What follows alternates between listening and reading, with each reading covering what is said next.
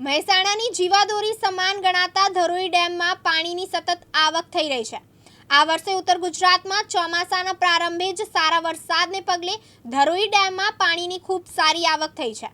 પાણીની સતત આવકને પગલે ડેમની જળ સપાટી 610 ફૂટથી વધુ પહોંચી ગઈ છે।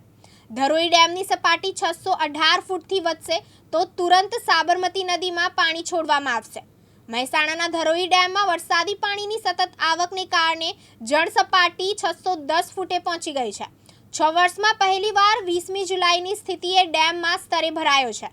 ડેમમાં 4258 ક્યુસેક પાણીની આવક નોંધાઈ છે। ડેમની કુલ જળ સપાટી 622 ફૂટની છે।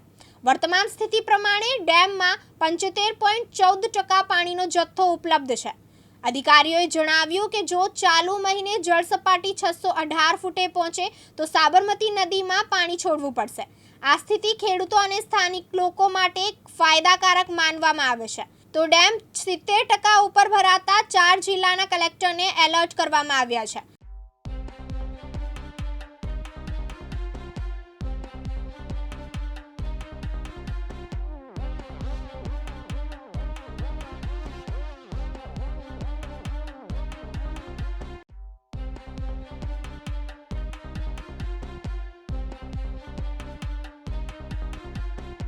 અનુપસિંહ ચાવડા, દિવ્યાંગ ન્યૂઝ, મહેસાણા।